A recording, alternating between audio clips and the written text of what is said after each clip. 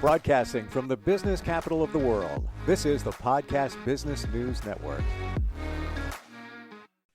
Welcome back, everybody. If you are a business leader, you work with a team, I'm sure you've been confronted with this situation before. Somebody makes an error, a mistake on your team. How do you handle it? Think about that for a moment. Might surprise you in knowing that you're probably not dealing with it the way you should. We're going to talk with somebody who can provide insight on that. He's somebody that offers guaranteed and measurable leadership growth for you and your team. If you're an entrepreneur, an individual, you're looking for a coach that can help you with this and many other challenges, this is your guy right here. It's Randy Swaim with coachingforrelevance.com. Welcome back, Randy. How you doing? Hey, good there, man. Good to see you. Good to see you. It's always an honor to be on with you. So you bet. Glad to be here.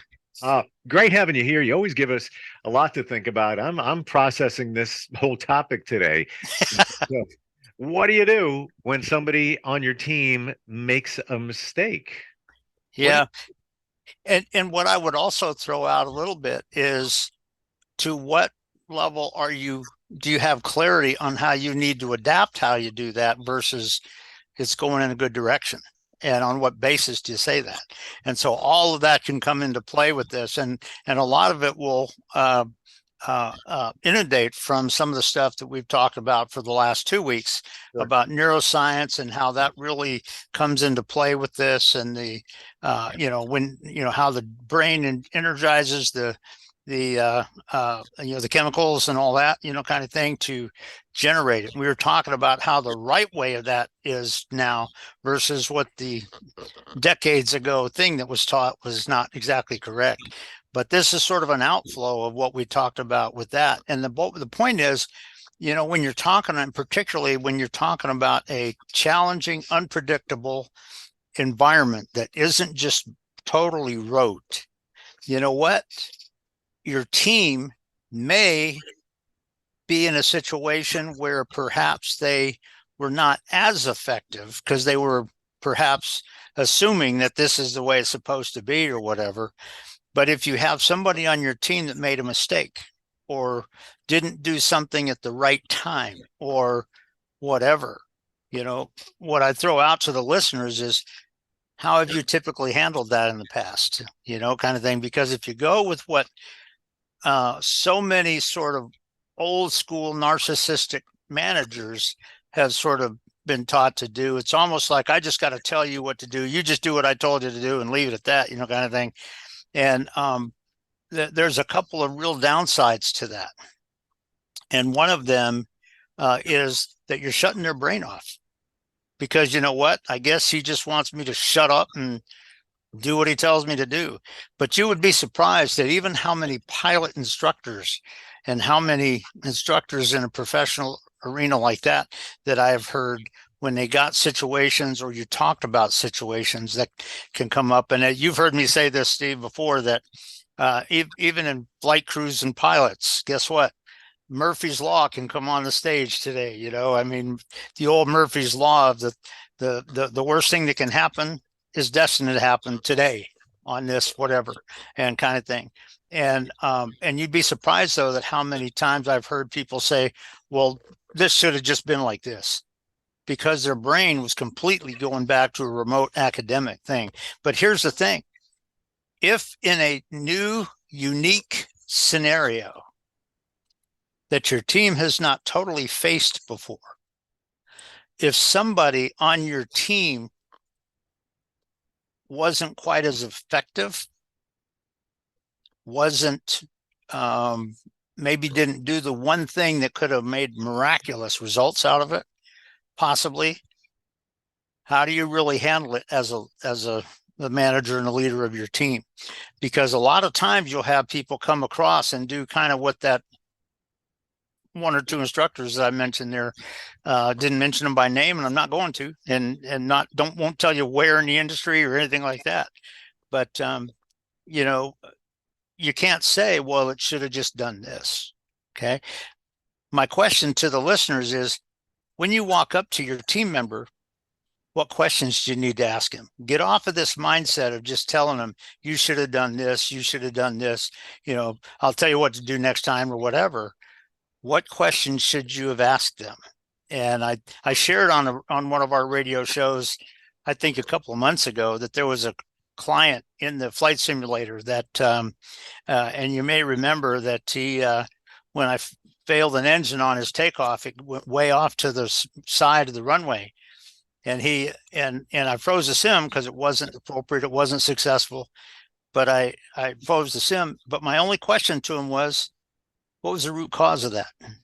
Now, most people, even in perhaps teaching or developing or leading teams today, would just simply say, well, you should have done this. You should have done this, because there's an insidious aspect that they don't have what it takes to process, develop, gain insight, and see and apply. And the bottom line is, if all you're doing is telling them what they should have done, you're shutting their brains down, and you're not building them to be able to be functional in a challenging situation. This particular guy, I got him talking through it about what was the root cause of the situation. And it blew him away a little bit. And I said, okay, you got some insight now. I said, want to try another one? He said, you bet. And this time he nailed it to perfection throughout. So much that the other pilot that was flying with him was like, wow, kind of thing.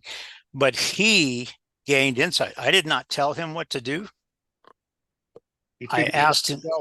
I asked him some questions so that he could process correctly and figure it out himself and apply it because of his awareness. And the bottom line is, when you're talking about leading teams in sometimes an unpredictable, challenging situation, guess what? Sometimes you got to do that. And there's been one or two times in my career where I've had to do that with people. And it really worked because of the way that I did it. And a lot of times you come up to the person, you say, well, what was your perception? Now, I know in my mind what I observed. I know what the perception seemed to be of what went wrong. Okay. But if I come up and I ask him, in your understanding and your vision of this and your experience, what was the problem? And that's kind of what I did with this client. And sometimes you got to give them a minute to think through it for a second. And a lot of times they'll give you a superficial academic answer, and you go, okay, how does that play out in this? Oh, yeah. Well, what made that happen? Oh, yeah. When you see that in the future, how are you going to be aware of that slightly sooner? Possibly. Okay. And then what are you going to do about it? And how are you going to know it's the right thing to do? And the bottom line is, if you get this sort of facilitative coaching leadership style in your people in a scenario and experience that is not always academic, they can develop and become what you want them to be, so that you can get dramatic results that nobody else would have ever believed. And they're better. And so it's just something to think about. But like I said, if you just come in with what a lot of people sort of think about in today's world, and all you do is point fingers and tell them you screwed this up, you shouldn't have done this, you should have done this. What you're doing is, when you think about the neuroscience aspect, there's a couple of things that you're doing that are very negative. One is you're shutting their processing down, and they're basically sensing and experiencing from you that they don't have what it takes. And if you think your boss doesn't think you have what it takes, why would you step forward? Do you think in those situations, Randy, when that happens, when they make a mistake and you're like, why'd you do that? What's going on? Do you think they just switch into autopilot? They disconnect? Thank you. That's not a bad way to put it. And if I was coaching you, my next question would be, what makes them do that? And you know what? What makes them do that is the interaction of their manager, or the mindset and the culture that their manager has created in their team. And you know what? If I'm instilling the culture where it makes people just go into autopilot and shut their brain off, I'm not being successful and I'm not being a leader. And so it's a great point. And you're not a team. You're right. It's a great point that you brought up in that picture, because that's the heart of kind of where I'm going with this. But you know what? To the people that are listening, how do you need to improve how you're doing that? Because you know what? When you're talking about today's world, there's always going to be something that you could not fully predict in your team's journey and what you're trying to accomplish. There's always some factors that you couldn't have just predicted. And you know what? You may have predicted that it would come on as a little tiny thing when it comes on as a huge thing, or vice versa, kind of thing. And you know what? Those cannot be predicted. And you know what? If all you're doing is going back to a 60-year-old out-of-date mindset, where I'm just going to tell you what to do and you do it and I'll blame it on you if it doesn't work right, you're not building a team.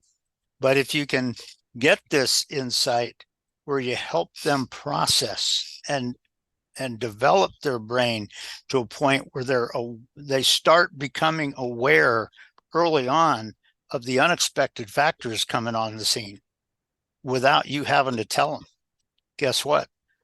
Now you're really making something in your team.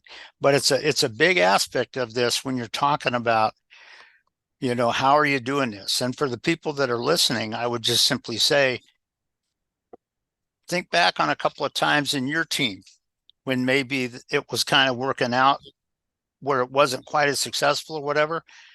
How did you really respond to that? How did you engage in that? And what do you need to do different, possibly? So I have a question in this situation. Let's say somebody's made an error. Mm-hmm. And as their supervisor, you're not 100% sure they know how to fix it. And even if you ask the questions, why did that go wrong, etc., you're feeling that they're not really getting it. At what point do you jump in and tell them this is what needs to get done? And I mean that in a very positive way. No, I understand that. But here's the thing. In one sense, when you're asking those questions as the leader and the manager, when you're asking those questions, what insights would make you sense that they don't have that? Because if the person goes like this and goes, you know what? That's a good question. And I don't know. Now you can jump in and work together with them as a team and start visualizing that. But if you go into a point where the person is just making excuses for everything and everything they respond to you, well, this should have been like, this is just so stupid. That should have never happened. And you'd be surprised at how many people in my journey I have heard say that kind of thing. And you know what? If you hear somebody doing like that as a leader, you may have to step in and put the roadblock on that. And so, but there's a sense where when you're working with your team, even though they're going through sort of a struggling moment and coming alongside and achieving, there's a sense where they sit there and go, you know what? And this is a key thing that when you're talking about being a leader, you want to create this in your team. There's a sense where they say, you know what? My leader realized that I screwed this up. But you know what? My leader still believes in me. You know what? I want to make this work. And I think I shared this with you in a previous show probably a couple of months ago. But there was a lady client who was a nice lady. She was trying to be very professional and all that. I gave her a check ride in a airplane. A practical test. So with a practical test, you can't fail anything, on this side of the Atlantic Ocean anyway. And there was one maneuver that she failed. And the chief pilot actually called me. The chief pilot and the director of ops for their company called me as the examiner. And I told him, I said, listen, she's going to be a good teammate for you guys in your operation. Would I fly with her? Yeah, I would. Was there just one critical thing she did wrong on the check ride? Yep, there was just one. But I think she'll be fine after we do the retest on that one thing. And you could tell she was nervous. She was almost she almost sort of felt beat up. But when it came time for the recheck, where all we had to do was that one maneuver, and she nailed it nicely. And I said, okay, put the gear down. We came back down off of motion and stuff. And she, and I mean, immediately she was overly apologetic for the frustration that she was kind of exhibiting, kind of earlier. And she was, and I told her, I said, I had a conversation with the chief pilot and I told him this. And I said, I'll fly with you any day. And she was very overly apologetic to it. And I looked at her like this. I said, I want you to understand something. She said, what's that? And I said, you don't have to apologize for anything. Because I realized that all you were doing is going through a struggling moment for a minute. And so you weren't being mad at anybody else. You weren't being vindictive at anybody else. But you were just getting through it. And she was so appreciative of that. In fact, just as a brother and sister in aviation, after it was all done, she came up and gave me just a friendly hug kind of thing. And I said, you go, girl, you got what it takes, kind of thing. And but do you interact with your people at a struggling moment in a way where they believe in your belief in them? If my manager's talking to me and are just accusing and all this, do I have a sense that they do not believe in me? Why am I even on this team? This is crazy. Why waste my time? Kind of thing. As opposed to, you know what? I can do better. And you know what? I'm going to look at what I need to do to develop and be better and make that more effective next time. And you know what? My manager, my leader believes in me. And I'm going to prove it to them with what they believe, that they're right. And that's a whole different mindset when you talk about coming together at a point where there's a kind of a momentary failure or something that doesn't work out as effectively. As a leader, how are you really doing that with your team? Because if you're just shutting them down and making them feel like you just better do what I say, you're nothing, kind of, that kind of thing, you're hurting your team. But if it's something where they say, you know what, my manager believes that I can do this, and you know what, I'm going to prove it to him. I'm going to show it to him. I'm going to make this get better. And they take it on themselves. And guess what? All of those chemicals that the brain releases are a whole lot more positive than the other way. And so it's just a key aspect with this whole concept. So question, and I mean this in a positive way. Sure. And it's only going to come out one way. That's understand, buddy. I understand. Way. Should you, in some regards, almost treat your team like children? Again, I mean this in a positive way, where you're nurturing them and you're making them think for themselves. Is it a little bit like that?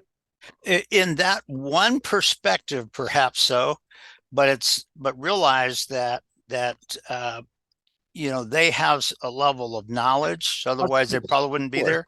But the situations that apply in today's world may not always fit your rote academic mindset. And you know what? Are you leading yourself? And it's not so much, I want to hesitate from the word treating them like children, but with what you said, I understand kind of where you're going and I agree with it, because it's like, as a leader, am I letting myself be developed further and further? No, that's a really great point. Yeah. And you know what, when I'm working with my people, maybe that's something I have to get better at. And the only way you're going to get better at it is if you work together. They're not going to realize that you're really working on yourself at the same time. And you might have a realization after that one situation where something wasn't performed properly. You might turn around and say, wow, that actually went pretty good. And they seem happy. I'm happy. And they did it right. The second time. And you know what? The second time, when you walk up to them and you just look at them and all you do is you wink at them and say, good job. And they go, yeah, it didn't happen last time that way. Yeah, but you know what? It did this time. Right. It says something about you. Glad you're on the team, buddy. I mean, it's those aspects when you're talking about this true leading in challenging situations and environments that, when you have somebody like that, what do you need to do differently? Go up and just point fingers and say, you should have done this, you should have done this, as opposed to asking the questions that get them processing and thinking about the factors that were involved. And also, if you do that in the future, if this comes up again, what factors might I look for that I didn't expect? And how am I going to do if they sneak on scene? And so all of these are factors that come into that for sure. But it's a key aspect of when you're understand neuroplasticity and neuroscience and how the brain really works, how you really connect with your people in such a way that dramatic, radical results can come out, where your bosses come up to you and say, man, your folks did this. What happened? Wow. And you go, yep, they did great. And so, yeah, it's a key point that sometimes people don't think about. You just said something before, and it actually serves as a reminder. And it's so basic, but we often forget. Yeah. One word, praise. We all forget to do that. But what you just said, you're giving an example, and I felt good even from hearing your example. Yeah. Or, let's say somebody did make a mistake and then they did it again, and then you praise them more. Just praise them anyway. Yeah. And I shared that story with you way back when I was a site manager at Griffiths Air Force Base there, when the team was kind of coming up, the pilots. I was the manager and I was the site manager and the contract rep. So I was the boss of everybody. But the people were kind of putting together some thoughts on maybe something to link it. And I was standing there and I was saying, you know what, sounds like a good idea. Let's see where they go, kind of thing. And I just let them run with it for a second. And the one of the co-pilots at the time was a guy I knew from the military as well. But he went over and he sat down with a pen and a pad and he was going to jot some notes down. And I shared this with you, but halfway down in the seat, he goes, oh, yeah, the boss is here. And he looked up at me. And all I did with him, I shared this with you before, I think, Steve, all I did with him is I looked like this and I nodded my head and I winked at him. And that's all I did. And he smiled. And he sat down and he jotted some of the notes that they were talking about, kind of thing. And it's, sometimes that praise can be in 5 seconds. It doesn't, you don't have to do a lot. No. It could even just be an email that says project came out fantastic. Great work. Exclamation point. Done. Yeah, exactly. Or you actually personalize it. You did a great job. Yeah, exactly. And you know what? When they go out and talk to some other people in your organization, and they come up and they're blown away because of how they talked about you and their appreciation, to go, oh, well, I'm glad they think that. That's appreciated. Thanks. I don't think there's anything better you could ask for as a manager, to have behind your back your team talking positive about you. That you've won. We got to win. Yep. Right? And you know what? That's when you look at the norepinephrine aspect in the neuroscience, where it's fight or flight, that belief in all that's going on there is what makes them say, yeah, you know what? Let's make this happen. Boom. Let's get this to happen. And you don't have to fire them up, because they'll do that automatically because their belief in you and the team. And that's all of that is a key part of this whole thing. But, as a leader, how are you really going to get involved with your people when somebody made a mistake or when it could have been done better or whatever? Right. What do you need to do different in connecting with them so that radical, magical results happen? Yeah. Yeah. And isn't it amazing, Randy, that it doesn't take a lot? You know what? And that's what people don't realize. It doesn't take hardly anything, really. It just means do the right thing, say the right thing at the right spot. That's it. And you know what? You do that and it takes about 10 seconds and magical things happen. Yeah. And it's huge. Well, this is why you're great at what you do. It's these little nuggets of information that sometimes we need as leaders just a reinforcement of all of this, and you've done it. Well, we try to do so. I will say this, that I've learned an awful lot, and like I said, I've shared with you. I know when my autobiography comes out, it's going to be relating a lot of this. But I've been very fortunate enough to have worked with some of the most incredible leaders you'd ever imagine. And I learned a lot from them, not because of anything they ever told me, but because what I observed and how they interacted. And that's the best way to learn. In their style. Yeah. How do we find you?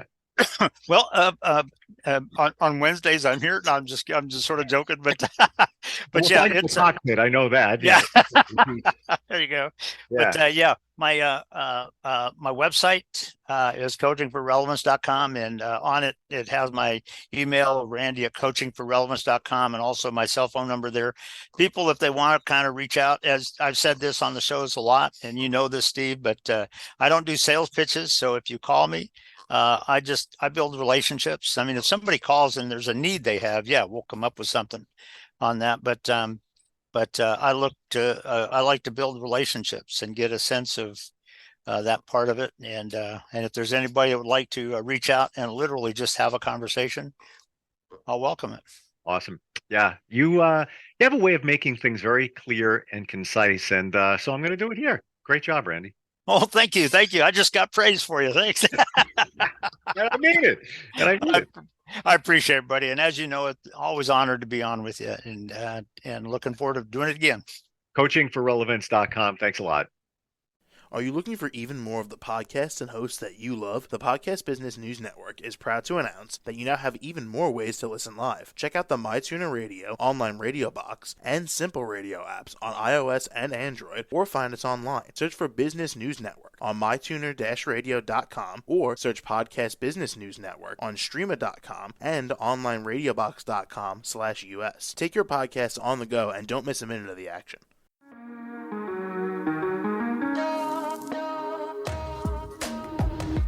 Broadcasting from the business capital of the world, this is the Podcast Business News Network.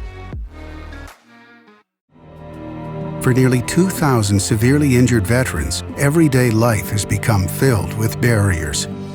Day-to-day simple tasks can become pretty daunting. I have to carry my chair up 2 flights of steps or have somebody do it for me. What scares me the most is just the falling. When I'm struggling with my house, I think, to have that one great barrier just knocked down, I mean, it's crucial. Home for Our Troops is a wonderful nonprofit that builds a mortgage-free, fully adaptive, handicap-accessible house. And there's no catch. It'll be our very first home that we've ever owned. This is a game changer. This is where your life begins again. We need you to join us in completing this important mission. Please visit hfotusa.org and help build homes and rebuild lives. Because of you, everything's going to be okay.